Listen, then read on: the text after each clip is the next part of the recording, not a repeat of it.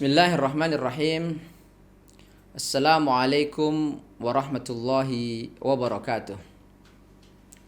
Innal hamdalillah nahmaduhu wa nasta'inuhu wa nastahdihi wa nastaghfiruhu wa na'udzu bihi min sururi anfusina wa min sayyiati a'malina. May yahdihillahu fahuwal muhtadi wa may yudlilhu falan tajida lahu waliyyan mursyida. Asyhadu an la ilaha illallah wahdahu la syarikalah wa asyhadu anna Muhammadan abduhu wa rasuluhu alladzi la nabiyya ba'dah. Allahumma fassalli wa sallim wa barik ala nabiyyina Muhammadin wa ala alihi wa ashabihi wa man tabi'ahum bi ihsanin ila yaumiddin. Amma ba'du. Kaum muslimin wal muslimat, pendengar radio Suara Kampar dan juga pendengar podcast Majelis Ulama Indonesia dimanapun Anda berada. Alhamdulillah, kita masih berada di pertengahan Ramadan. Dan kemudian kita masih diberikan kesempatan untuk terus menimba ilmu dan juga memperbanyak ibadah. Kita punya tugas sebagai seorang mukmin dan juga sebagai hamba sekaligus sebagai orang tua untuk membawa anak kita, mendidik anak kita di bulan suci Ramadan ini dengan sebaik-baiknya. Allah Subhanahu wa taala berfirman di dalam surat An-Nisa ayat yang ke-9. A'udzubillahi minasyaitonir rajim. Bismillahirrahmanirrahim. Wal yakhshal ladzina law taraku min khalfihim dzurriyyatan dhi'afa khafu 'alaihi wal yattaqullaha wal yaqulu qawlan sadida. Kata Allah, wal yakhshal ladzina law taraku min khalfihim, hendaklah mereka takut seandainya mereka meninggalkan di belakang mereka. Law taraku min khalfihim, meninggalkan generasi di belakang mereka, dzurriyyatan dhi'afa, generasi yang lemah. Lemah dari sisi apa? Dari sisi segalanya. Lemah fisik, lemah mental, lemah jiwanya, lemah akhlaknya, lemah ilmunya. Terlebih lagi kaum muslimin dimanapun Anda berada, yang paling kita takutkan adalah lemah keimanannya. Ini yang paling kita takutkan.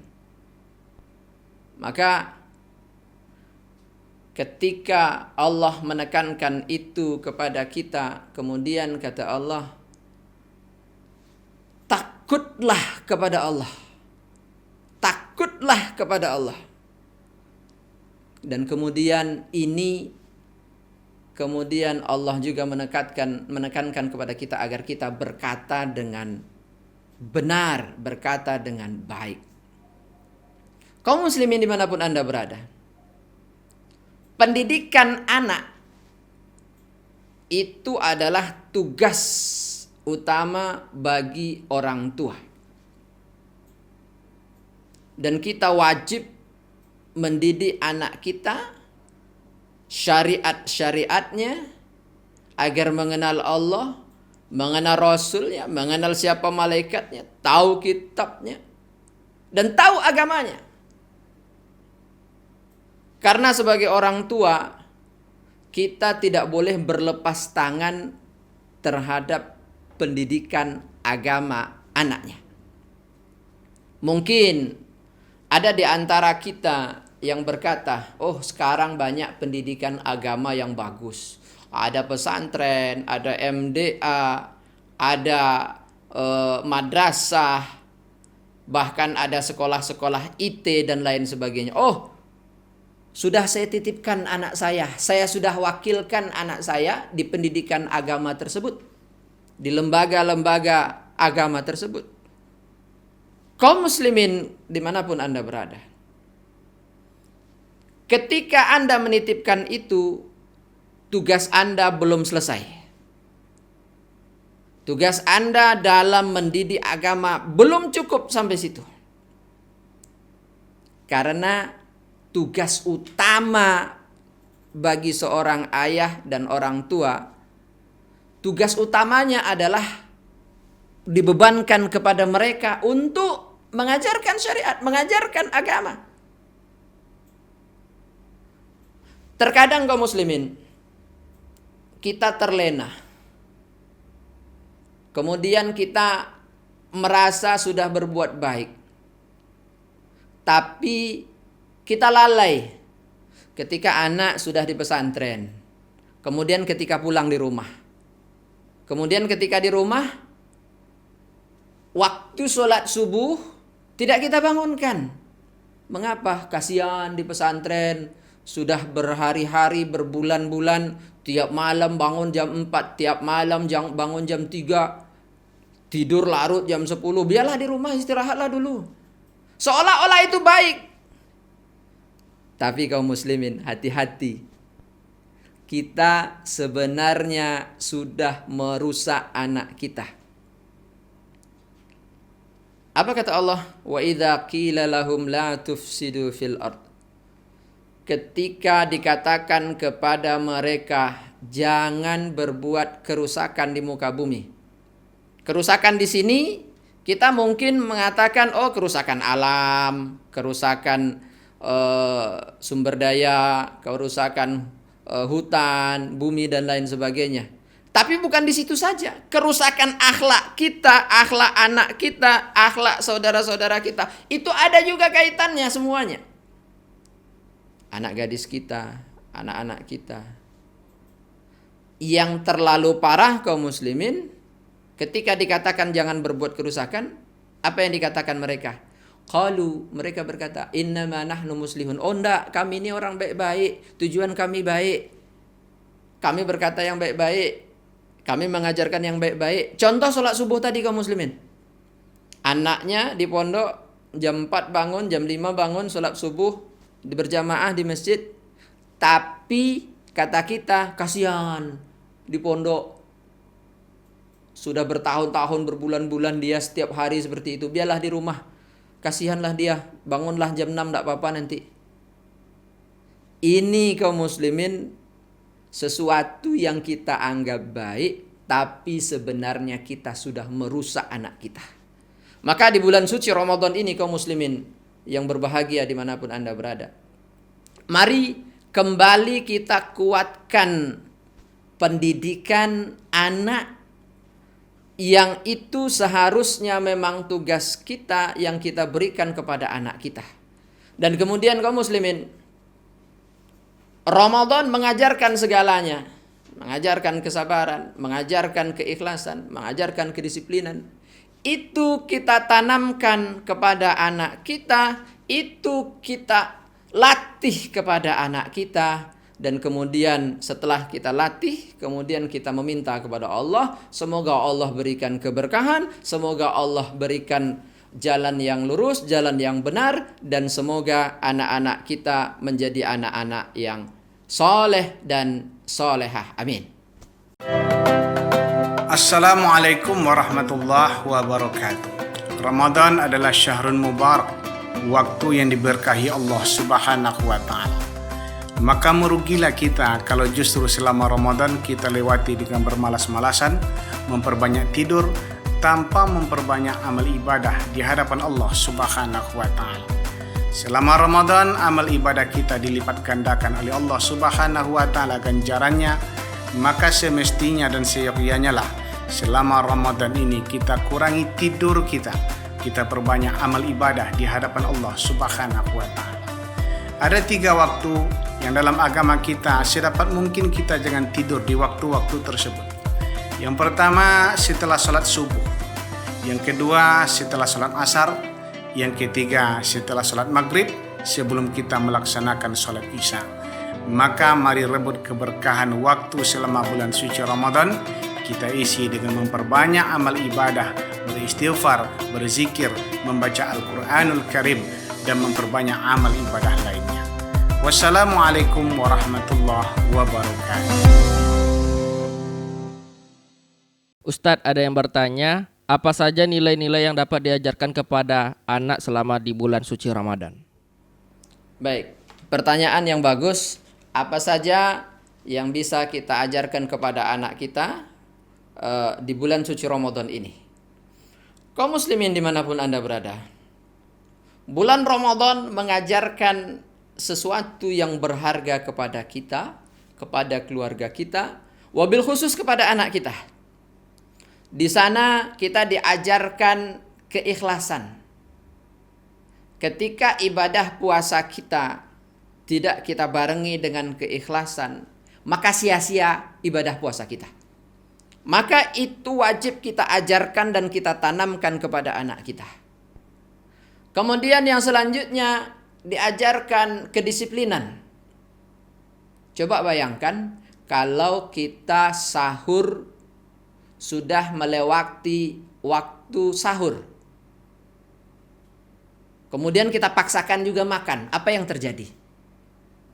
Ya puasa kita tidak jadi.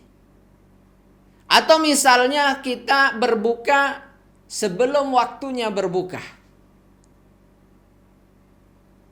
Maka puasa kita tidak ada maknanya. Habis. Batal puasanya. Begitupun anak-anak kita kaum muslimin. Anak yang berusia 6 tahun, 7 tahun, mungkin belum kuat untuk berpuasa, ya kita atur strateginya. Misalnya puasa setengah hari. Tapi tetap kita bawa sahur. Kita bawa sahur bersama. Kemudian setengah hari kita persilahkan untuk makan dulu. Kemudian ketika berbuka baru kita ajak berbuka lagi. Nah, ini melatih disiplin anak kita dengan memperkenalkan puasa.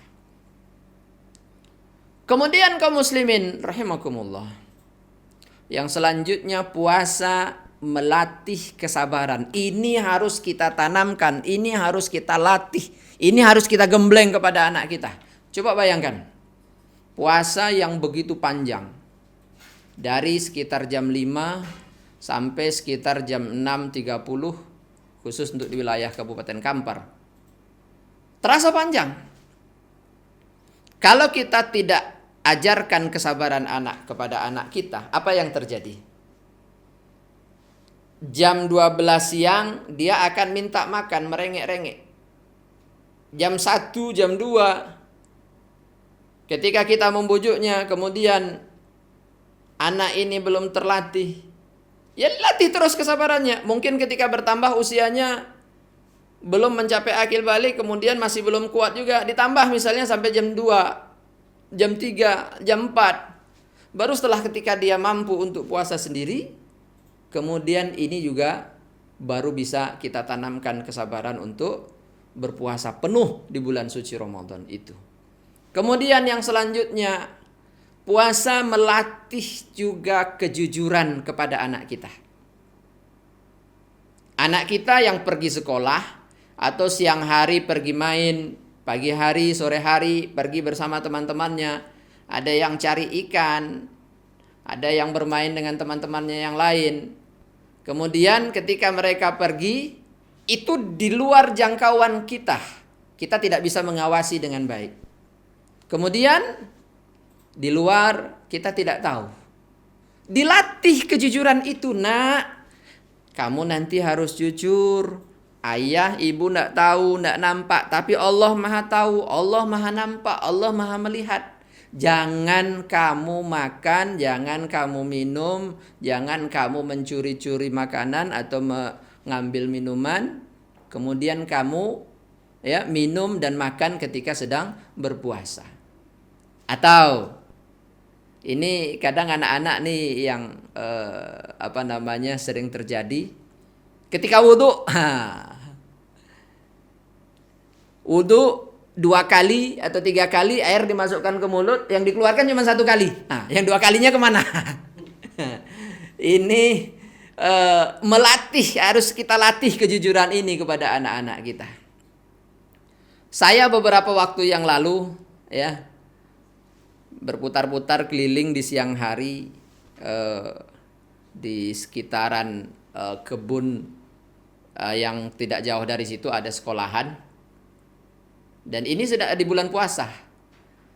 Di semak-semak kebun itu saya jumpai ada 2 remaja pakai baju seragam sekolah, tingkat SMP, sedang enak-enaknya siang hari meminum minuman dan juga memakan makanan snack. Ini mengapa dilakukannya? Karena tidak dilatih kesabaran oleh orang tuanya, tidak dilatih kejujurannya juga oleh orang tuanya. Kemudian yang selanjutnya yang bisa kita latih kepada anak kita adalah bagaimana kita bisa mengendalikan hawa nafsu. Mungkin perasaan lapar, rasa lapar, ya, itu begitu berat.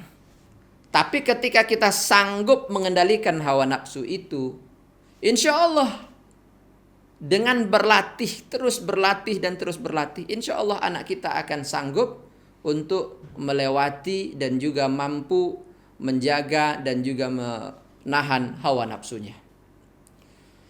Kaum muslimin wal muslimat rahimakumullah dimanapun Anda berada, kita ingat apa yang diajarkan oleh Imam Ali radhiyallahu anhu di dalam pendidikan anak. Beliau membagi fase pendidikan anak itu kepada 3 fase. Pertama, fase usia 0 sampai 7 tahun. Yang kedua, usia 7 sampai 14 tahun. Yang ketiga, 14 tahun ke atas. Di usia 0 sampai 7 tahun, kata Imam Ali radhiyallahu anhu, jadikanlah anakmu seperti seorang raja.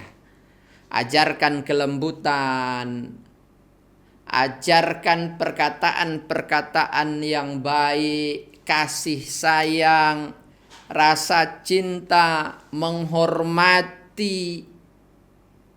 Dan ajarkan semua itu kepada anak-anak kita dengan cara yang baik, lemah lembut, ya. Tidak dengan kekerasan, tidak dengan pemaksaan. Itu di usia 0 sampai 7 tahun. Kemudian yang selanjutnya yang kedua, usia 7 sampai 14 tahun, jadikan anakmu seperti seorang tawanan. Ketika kita menjadikan anak kita seperti seorang tawanan, maka disitulah ditanamkan prinsip-prinsip kehidupan yang sesungguhnya. Tanamkan kedisiplinan tingkat tinggi, tanamkan kesabaran, tanamkan kejujuran, tanamkan keikhlasan, tanamkan di situ juga mengendalikan hawa nafsu. Dan kemudian yang ketiga, ketika usia 14 tahun ke atas, jadikanlah anakmu seperti seorang sahabat. Seorang sahabat tentu tidak bisa lagi kita paksakan. Harus diajak berkata yang baik. Dari hati ke hati, diskusi. Apa solusinya? Kemudian dimintai pendapatnya dan lain sebagainya. Dan tentu ini baru bisa kita betul-betul di tahap ketiga ini kita tanamkan kalau tahap pertama dan kedua bisa kita jalankan dengan baik. Tapi kalau tahap pertama dan kedua kita lewati, kedisiplinan tidak kita tanamkan, kesabaran tidak kita tanamkan, hormat kepada orang tua tidak kita tanamkan, dan seterusnya, tiba-tiba nanti usia 14 tahun kita jadikan seperti sahabat, ya dimakan kita habis. Maka kaum muslimin rahimakumullah, doa-doa kita selanjutnya adalah, ya Allah, jadikanlah anak-anak kami anak-anak yang soleh dan solehah, anak-anak yang cinta kepada kedua orang tuanya, hormat kepada kedua orang tuanya, anak-anak yang diberkahi kehidupannya, kehidupan di dunia dan di akhiratnya, anak-anak yang kemudian membawa kebaikan bagi kedua orang tuanya, kebaikan bagi agamanya, kebaikan bagi bangsa dan negara. Amin amin ya rabbal alamin. Demikian yang dapat kami sampaikan, kurang dan lebihnya mohon maaf. Akhirul kalam billahi taufik wal hidayah. Assalamualaikum warahmatullahi wabarakatuh.